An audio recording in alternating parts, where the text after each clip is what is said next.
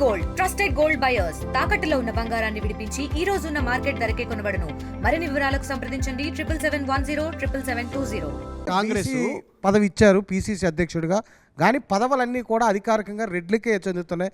ఏ పదవులు తీసుకున్నా సరే, నామినేటెడ్ పదవులు కానివ్వండి, ఐఏఎస్ ఐపీఎస్ ఏదైనా సరే ప్రధాన నియామకాలు రెడ్లకే జరుగుతున్నాయని ప్రచారం వాస్తవం కదా. ఇప్పుడు 17 మెయిన్ కమిషన్ లేస్తే దాన్ని 3 రెడ్లు ఉన్నారు, 5 బీసీలు ఉన్నారు.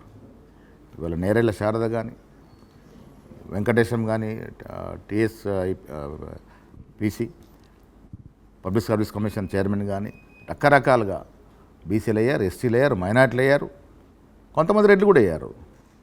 ఇప్పుడు కాంగ్రెస్ పార్టీలో రెడ్ల సంఖ్య ఎక్కువ ఉంది, ఎమ్మెల్యేల సంఖ్య కూడా ఎక్కువ ఉంది. అందుకే అన్ని మినిస్టర్లు కూడా ఇవ్వాల్సి వచ్చింది.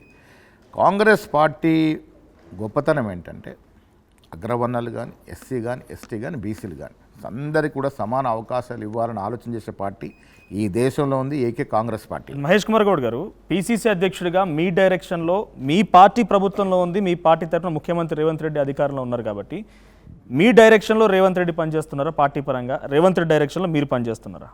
ఈ సమిష్టి నేను కాంగ్రెస్ పార్టీలో ఎవరి డైరెక్షన్ ఎవరి మీద ఉండదు. మీ పీసీసీ అధ్యక్షుడు కదా? ఎస్, నేను పార్టీకి సుప్రీం, ఆయన గవర్నమెంట్కి సుప్రీం. ఓకే. సో రీసెంట్గా మీరు ఎక్కడైనా పీసీసీ సిఎల్పి అంటే మాకు ముఖ్యమంత్రి ఓకే సమన్వయంతోనే ముందుకు పోతారు. ఇప్పుడు మాకున్న సఖ్యత నాకు తెలిసి ఏ ప్రభుత్వం ఉన్న చోట ఏ పార్టీ అధ్యక్షుడు ఉండకపోవచ్చు.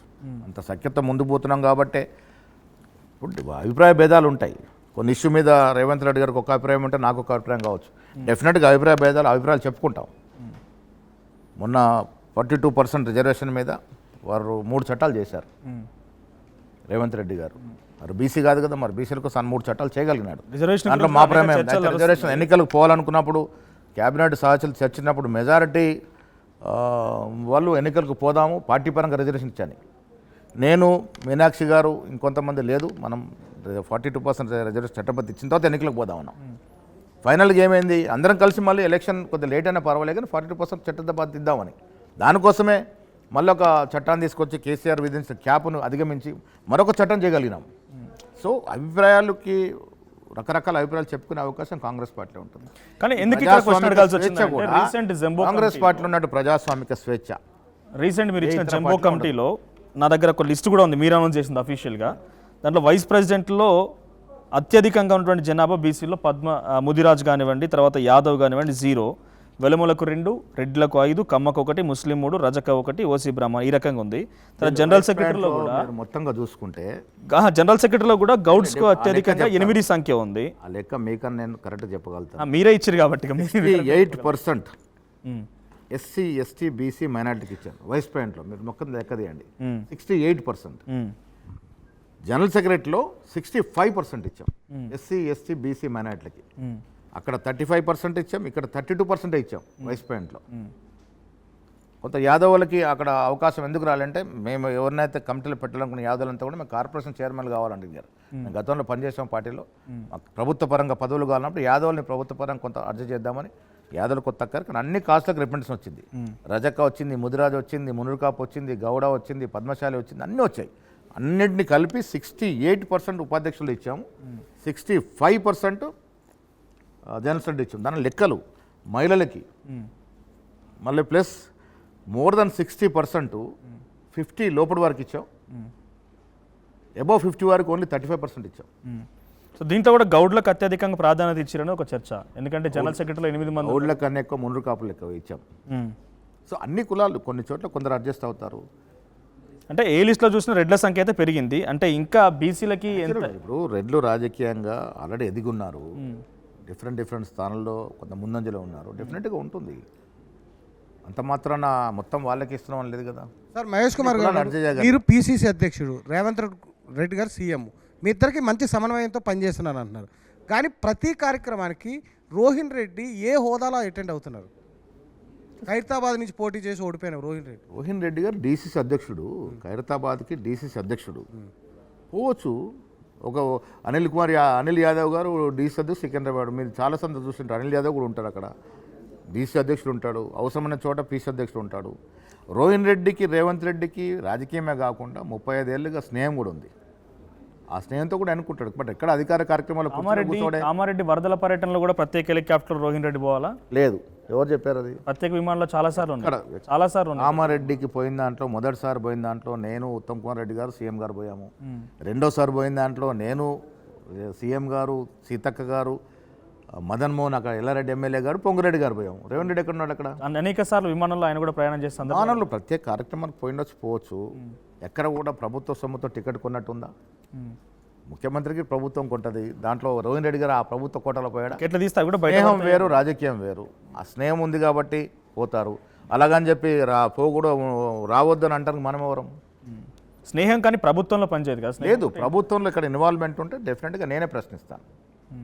Right sir. Mahesh Kumar sir, ఇది బీఆర్ఎస్ పార్టీలో తండ్రి కొడుకులు మాత్రమే ఉంటారని ఒక స్టేట్మెంట్ ఇచ్చారు కదా, సో ఇంకెవరైనా బయటకు వచ్చే ఛాన్సెస్ ఇప్పుడు కనబడుతుంది కదా. ఒకరు వెళ్ళిపోయారు బయటకి, కవిత గారు వెంటేశారో వెళ్ళిపోయారు. హరీష్ రావు గారు నేను చాలా సందర్భాలు చెప్పాను, దిక్కులు చూస్తూ ఉన్నాడు. హరీష్ రావు గారు అక్కడ ఇమడలేడు. 2 కత్తులు ఒక వరుడులో ఉండవు. నేను చాలా సందర్భాలు ఇంకో స్టేట్మెంట్ కూడా ఇచ్చాను, మీరు గ్రహించండి. సంవత్సరం కింద ఇచ్చాను నేను. పీసీసీ అయిన మొదట్లో ఈ రాష్ట్రంలో బీఆర్ఎస్ పార్టీ వచ్చే ఎన్నికల నాటికి రాజకీయ ముఖ చిత్రంలో ఉండదని చెప్పాను. మీకు 50% రుజువైంది. ఇప్పుడు కవిత గారు బయటకు వెళ్ళిపోయారు, స్వయంగా కుటుంబ సభ్యురాలు. హరీష్ రావు గారు దిక్కులు చూస్తూ ఉన్నారు. మిగిలేది ఎవరు? తండ్రి కొడుకులే మిగులుతారు ఆ పార్టీలో. మహేష్ గారు కవితతో రాజకీయం చేస్తుంది మీ ముఖ్యమంత్రి రేవంత్ రెడ్డి అనేటువంటి విమర్శలు స్వయంగా కేటీఆర్ కూడా అన్నారు. నిజంగా మీరే నడిపిస్తున్నారా కవితతో? ఏం అవసరం ఉంది మాకు? ఇప్పుడు మొదట్లో కవిత గారు ఎమ్మెల్సీ చేసినప్పుడు కాంగ్రెస్లోకి వస్తారా, చేర్చుకుంటారని అడిగారు. నేను ఒక క్షణం కూడా ఆలోచుకుని చెప్పాను, అటువంటి అవకాశం లేదని చెప్పాను. అంటే మీరు కూడా చర్చలు జరిపాయని వార్తలు అయితే వస్తున్నాయి సార్. ఇప్పుడు చర్చలు దేనికోసం జరపాల్సిన అవసరం ఉంది ఇవాళ? కేసీఆర్ కుటుంబ సభ్యుల్లో ఆస్తి తగాద నడుస్తూ ఉంది, పంపకాలు తగాద నడుస్తూ ఉంది. ఇది క్లారిటీతో సహా కవిత గారు చెప్పారు. ఇప్పుడు అక్కడ 5 అన్ని తానే నడిపించారు. కేసీఆర్ గారు, కేటీఆర్ గారు, హరీష్ గారు, సంతోష్రావు గారు, కవిత గారు 5 అన్నీ తానే నడిపించినప్పుడు ప్రజల నుంచి దోచుకున్న సొత్తు పంపకాల్లో తగాదాలు వస్తూ ఉన్నాయి ఇవాళ. దాని మూలంగానే లుకలుకలే బయటపడతా ఉన్నాయి. మహేష్ గారు, ఆ పాపం మేమెందుకు అంటగట్టుకోవాలి? మహేష్ గారు, లేఖ బయటకు వచ్చింది కదా, ఆ లేఖ ఎలా కాంగ్రెస్ పార్టీకి ఎలా వచ్చింది? అంటే సంతోష్రావు విడుదల చేశారని చెప్పి కవిత అంటోంది. సంతోష్రావుకి మీ కాంగ్రెస్ పార్టీలో ఎవరికైనా సంబంధాలు ఉన్నాయా? లేక కాంగ్రెస్ పార్టీ ఎలా విడుదల చేసి? లేఖ విడుదలకి లేఖ లీకేజ్ కాంగ్రెస్ పార్టీకి ఎక్కడ సంబంధం లేదు. అయితే అది కవిత అయినా లీక్ చేసి ఉండాలి, లేకుంటే మాజీ సీఎం ఆఫీస్ అయినా లీక్ చేసి ఉండాలి. ఆ మీడియాకి ఇచ్చిన మటు మీ పార్టీ మీడియా అధ్యక్షుడు సామా రామ్మోహన్ రెడ్డి బయటకు వచ్చినప్పుడు న్యాచురల్గా ఇస్తాం కదా. అడ్వాంటేజ్ ఎలా వచ్చింది? ఫస్ట్గా మీకే ఎలా దొరికింది అనేది మీడియాలో వచ్చింది, social media, TRS social media నుంచి బయటకు వచ్చింది. అది సార్ అది ఇచ్చిందే మీ సామా కేసీఆర్ ఆఫీస్ నుంచి బయటకు వచ్చింది. అది కవిత గారు కావాల్సుకొని లీక్ చేశారా, లేక కేసీఆర్ ఆఫీస్ నుంచి లీక్ అయిందా వాళ్ళు తెలుసుకోవాలి. అది బయటకు వచ్చింది కాబట్టి మేము ప్రచారంలో పెట్టింది. అంటే కవిత ఏమంటున్నారంటే హరీష్ రావు, రేవంత్ రెడ్డి ఇద్దరు ఒకటే విమానంలో వేరు, అప్పుడేమైనా చేంజ్ చేసుకున్నారా? మొన్నటి వరకు ఏమన్నారు, మీరే అన్నారు కదా ఇప్పుడు కవితను కాంగ్రెస్ పార్టీ అనుకుని నడిపిస్తుందని. ఇప్పుడు డబుల్ స్టేట్మెంట్స్ వస్తున్నాయి కదా. కొందరేమో అక్కడున్న వాళ్ళే హరీష్ రావు కింద కేటీఆర్కి, సంతోష్ రావుకి అనుకున్నది రేవంత్ అని కవిత అంటుంది. కవిత వెనకాల రేవంత్ ఉన్నారు వాళ్ళు అంటున్నారు. ఎవరు వెనక ఉండాల్సిన అవసరం రేవంత్ రెడ్డి గారికి ఎందుకుంది? ఏం అవసరం మాకు? ఇలా ప్రభుత్వం ప్రజలు ఆశీర్వాదంతో ప్రభుత్వంలోకి వచ్చాము. సజావుగా 2 ఏళ్లుగా ప్రభుత్వాల ఆకాంక్ష, ప్రజల ఆకాంక్షల మేరకు, ఆశల మేరకు ప్రభుత్వం నడుస్తూ ఉంది. అది సంక్షేమం కావచ్చు, అభివృద్ధి కావచ్చు. ఇంకా దిక్కులు చూసి వేరే పార్టీలు చూసినంత సమయం ఏడుంది మా దగ్గర. ప్రజల దిక్కు మేము చూస్తున్నాం, మా దిక్కు ప్రజలు చూస్తున్నారు. ప్రభుత్వంలో మీరు చర్యలు తీసుకోలేకపోతున్నారు కదా, క్రమశిక్షణ చర్యలు. రాజగోపాల్ రెడ్డి బహిరంగంగా తిడుతున్నాడు. మేము ఏదైనా మనకు ఒక గ్రేడింగ్ ఉంటుంది. 50% వరకు 30-35 వరకు గ్రీన్ లైన్, తర్వాత ఎల్లో లైన్, రెడ్ లైన్కి వచ్చినప్పుడు డెఫినెట్ చర్యలు ఉంటాయి. ఇప్పుడు ఏ లైన్లో ఉన్నారు రాజగోపాల్ రెడ్డి గారు? ఎల్లో లైన్లో ఉన్నారు. ఇంకా తెలుగులో న్యూస్ కి ఫాస్టెస్ట్ యాప్ ఇప్పుడు టోటలీ న్యూ అవతార్లో జస్ట్ 5 సెకండ్స్ లో కంప్లీట్ న్యూస్.